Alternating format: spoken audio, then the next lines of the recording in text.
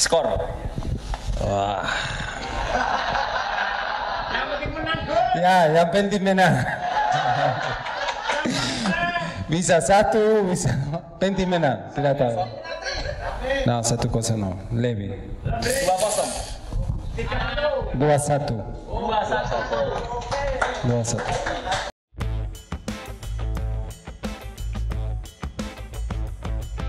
Kemudian kita langsung saja ke Piala Dunia Qatar 2022. Nah, ini menarik karena sekarang kita sedang demam, bukan demam virus corona, bukan demam yang harus dibawa ke puskesmas atau rumah sakit, tapi demam Piala Dunia. Nah, menarik, partai puncak final di hari Minggu nanti mempertemukan antara besok nanti itu perebutan juara 3 ya, yang mempertemukan antara Prancis melawan Argentina. Nah, ini sebelum ke prediksi ini saya mencoba untuk mengulik nggak perjalanan pemain dulu ya, perjalanan nanti diulas. Ini menarik, ada striker yang fenomenal di abad 21 ini, ada Lionel Messi dan Cristiano Ronaldo. Untuk sementara pendukungnya Cristiano Ronaldo mana? Kita eliminasi dulu ya, karena sudah pulang. Sekarang tinggal Lionel Messi. Kita tahu Lionel Messi beberapa bulan yang lalu melewati rekor Gabriel Batistuta untuk top skor timnas. Kemudian beberapa hari yang lalu ketika melawan Kroasia 1 gol lewat penalti itu juga melewati rekor Gabriel Batistuta untuk gol Piala Dunia, yaitu 10 gol. Nah, cuma saya tidak bahas Lionel Messi. Saya itu tertarik pada Julian Alvarez. Ini loh, saya sekolah nih sebagai pelatih Argentina itu kan awal-awal mendapatkan kritiknya striker nomor 9 itu selalu striker yang di top performance ketika di Piala Dunia. Kita tahu 94 ada Gabriel Batistuta, kemudian seterusnya ada Hernan Crespo, kemudian Aguero nomor 9 bukan posisi nomor 9. Kemudian ketika sekolah ini istilahnya itu berjudi, Julian atau mungkin bahasanya Julian ya, bukan Julian. Julian Alvarez itu dipilih oleh Scolani, bahkan sampai membuang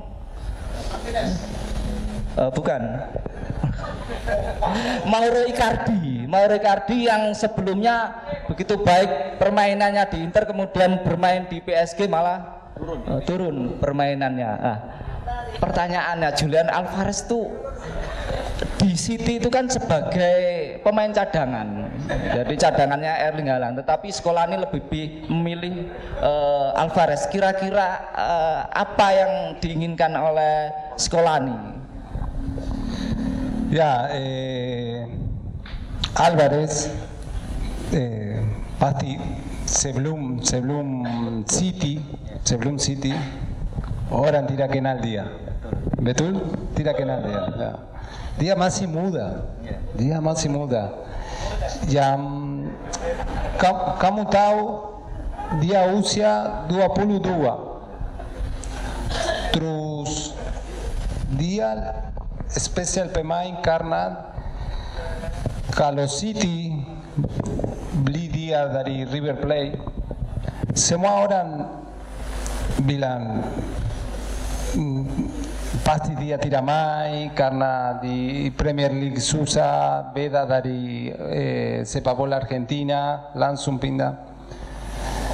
Dia 1 bulan sudah bisa main di Carana, nanti masuk bisa cetak gol. Dan sekarang karena itu dipanggil di timnas. Dia menurut saya habis Messi selesai pensiun sepak bola, nama Argentina pakai dia, Julian Alvarez. karena dia, kamu lihat, dia punya kecepatan, masih strong. Dia bukan nomor 9 seperti dulu, yang steady, ya harus tinggi. Semua cari seperti ini, ya, strong. No, dia selalu minta bola, que bisa main kanan, bisa main kiri, tapi dia ada untuk kita tidak tahu, tapi ada feeling untuk cetak gol. Jadi yang pertama untuk kita, untuk pemain Argentina, yang pertama Lionel Messi. Tapi sekarang dia pemain kedua dan semua orang percaya di Argentina, semua orang percaya dia setelah Messi. Dan menurut saya dia luar biasa pemain. Argentina, pendukungnya Argentina mana ini? Prancis. Nah ini kok ngaku-ngaku pindu. Selanjutnya untuk Mas Miftah, mungkin ini kita biar berimbang lah. Kalau peluang dari Prancis itu sendiri sekarang seperti apa? Kalau lihat kita sekarang kan Kylian Mbappe itu kan saat ini tuh katanya sih penerusnya Ronaldo. Itu kan dan juga ini ya back to back juara dari Piala Dunia tahun sebelumnya 2018 ya, itu kan juga Prancis sebelumnya. Nah ini kalau peluang untuk menjadi juara seperti apa Mas Miftah? Mungkin komentarnya. Karena sudah di final, peluangnya sangat besar. Tinggal menang. Iya. Tinggal siapa yang mencetak gol lebih banyak, itulah pemenangnya kan. Pasti. Kalau saya bilang dari sisi kualitas keduanya sama, dan secara mentalitas rasanya juga sama kan, karena Argentina musim tahun yang lalu juara Copa America, sedangkan Prancis juara dunia datang ke Qatar sebagai juara bertahan. Ketika banyak orang meragukan bahwa juara bertahan akan kutukan terhenti, tapi Prancis bisa mengulang apa yang dilakukan Argentina di Argentina tahun 86 final juara, 90 juga final tapi tidak juara. Sama ketika Brasil juga kan mengulang hal yang sama kan, 94 final juara, 98 final tapi kalah. Nah, jangan-jangan Prancis juga setelah juara kalah. Tapi kalau lihat secara teknis, orang selalu bilang Mbappe. Tapi saya melihat berbeda Prancis ini. Kalau saya lihat Prancis ini adalah bukan, nggak ada Kante. Kalau tahun Piala Dunia sebelumnya adalah Kante. Sebenarnya Piala Dunia waktu 2018 sama tahun ini sama sebenarnya. Griezmann sebenarnya ada di situ karena dia sepertinya dia yang paham apa yang diinginkan pelatih. Wah, otaknya di dia. Tapi memang sorot kamera, sorot siapapun lebih ke Mbappe ya. Memang ya nggak salah juga. Dia sekarang top skor 5 gol sama-sama Messi, sama-sama 5.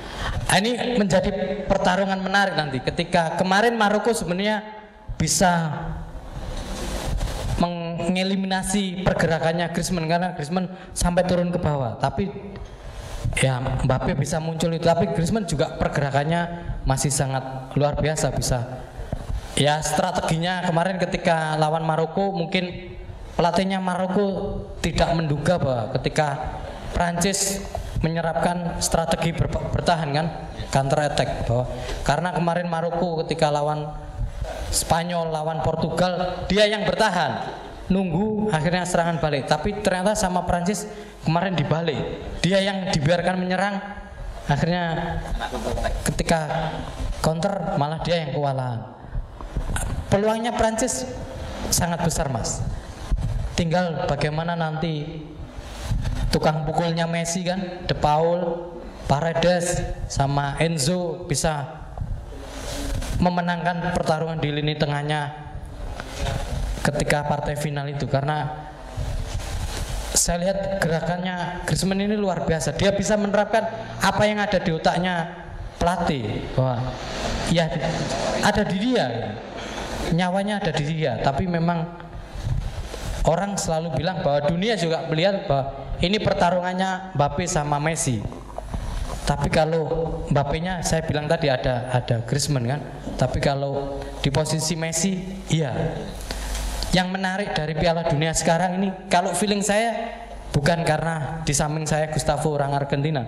Feeling saya lebih condong ke Messi. Kenapa? Kalau kita melihat Messi sebelum-sebelumnya itu, Messi itu bermain dengan beban. Messi itu ada di lapangan, di pundaknya itu ada the next Maradona. Dia nggak bisa melepaskan itu. Tapi di Qatar, terutama saya melihat itu Messi seperti Messi ketika anak-anak. Mungkin Gustavo pasti paham cerita tentang Messi di Argentina, Pak. Ketika Messi kecil itu kan, Messi itu selalu diiming-iming permen coklat ya, Pak. Cetak gol untuk meraih permen coklat. Dia betapa bahagianya untuk mendapatkan itu. Dan di Qatar dia melakukan itu. Dia nggak ada mainnya, nggak ada beban, lepas dengan penuh kebahagiaan. Dan nggak harus dia cetak gol. Tapi ada Julio Alvarez yang siap untuk cetak gol, dan itu dilakukan Messi. Ya, feeling saya lebih condong ke Argentina meskipun ya, karena ini final nggak mudah. Mental berbicara, pokoknya siapa yang cetak gol banyak itu yang juara kan. Dan pertemuan terakhir Argentina waktu Piala Dunia, pertemuan terakhir di Piala Dunia terjadi banyak gol, 4-3 ketika Argentina disingkirkan oleh Prancis. Dan itu ini menarik nanti pertandingan final ini. Entah balas dendam atau apapun, ya saya berharap akan lahir banyak gol karena dua-duanya ketika main offense itu, main nyerang, peluang untuk cetak golnya sangat besar. Ya kita tunggu, pokoknya siapapun yang cetak gol lebih banyak itu juaranya. Ya saya sih tetap berharap bahwa yang juara Argentina, karena rasanya begini, rasanya aku bukan soal kasihan, ngapain saya kasihani Messi, tapi rasanya tidak adil ketika Messi yang main konsisten seperti itu terus berada dalam bayang-bayang sang maestro Maradona. Memang di dunia ini rasanya nggak ada pemain yang sekonsisten Pele, sekonsisten Maradona. Kita menemukan konsistensi di era berikutnya ada di Cristiano Ronaldo sama Messi. Tapi kalau kemarin kita lihat di Qatar, ada perbedaan yang mencolok bahwa Portugal itu bosok sambengnya gendong Ronaldo, sedangkan Messi gendong Argentina. Ini kan yang sangat berbeda. Tapi ada sesuatu yang berbeda ketika Messi bermain sangat bahagia, dia bermain seperti kala masa anak-anak. Dia ingin selalu mencetak gol tapi dengan iming-iming permen coklat itu, dan dia seperti melakukan itu lagi di Piala Dunia Qatar ini. Ya terima kasih, menarik sekali ulasan mengenai peluang Prancis tetapi tetap menjagokan Argentina. Silakan maju. Langsung ke pertanyaannya aja Mas ya. Seputar Piala Dunia. Gus. Selamat sore. Ya, saya dari Kedungwangi. Langsung Kedungwangi. Pertanyaan saya langsung ke Gus. Apa nadar Gus ketika Argentina nanti juara? Bom, terima kasih. Oke, terima kasih. Nadar tadi disebutkan itu nadar. Nadar paham? Nadar? Enggak tahu ya? Mungkin janji. Apa janji Gustavo ketika Argentina nanti menjadi juara Piala Dunia 2022? Silakan dijawab. Apa janji Gustavo kalau Argentina menang juara Piala Dunia? Oh, tidak tahu. Mungkin lari keliling Surabaya 10 kali. Kamu mau apa janji?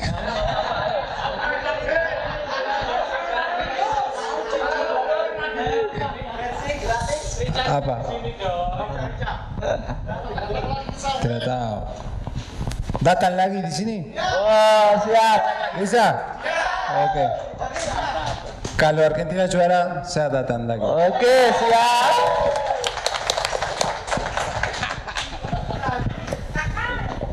Oke, terakhir ini karena kita dibatasi sama waktu ya sahabat-sahabat. Jadi terakhir ini yang paling ditunggu-tunggu sama sahabat-sahabat kayaknya. Saya lihat tadi kan dua narasumber kita ini sama-sama mendukung Argentina. Mas Miftah juga mendukung Argentina, Gustavo secara otomatis pasti dukung Argentina karena dari sana. Nah ini prediksi skor untuk Prancis lawan Argentina kira-kira berapa?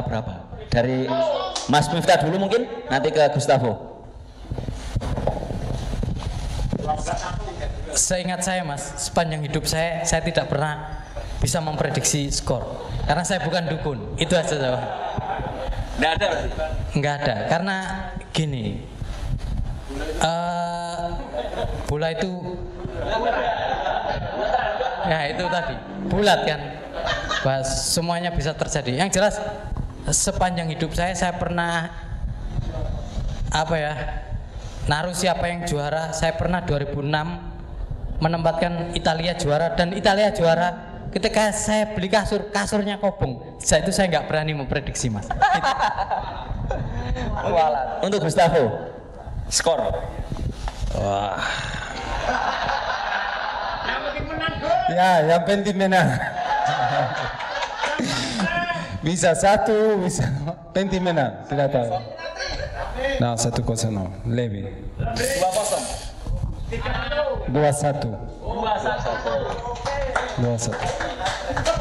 Ini kalau prediksi Gustavo 2-1 mirip sama prediksi binatang ambasadornya Seger. Kemarin kita bikin video itu, kita ya bikin kayak prediksi skor dari Pico. Pico ini nama kucing yang dari teman-teman Seger. Itu sama memprediksi skor Argentina sama Prancis itu 2-1.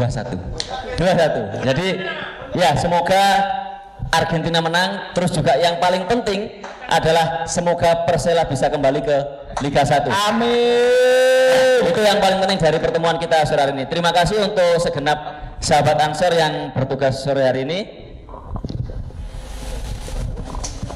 Terima kasih juga dari Gustavo sudah bersedia hadir ke Sambang-Sambeng. Mas Miftah juga sudah bersedia hadir. Terima kasih. Kami mohon pamit. Saya Dimas Maulana bersama rekan saya Mas Lukman. Kami pamit. Assalamualaikum warahmatullahi wabarakatuh. Maju terus sepak bola Indonesia.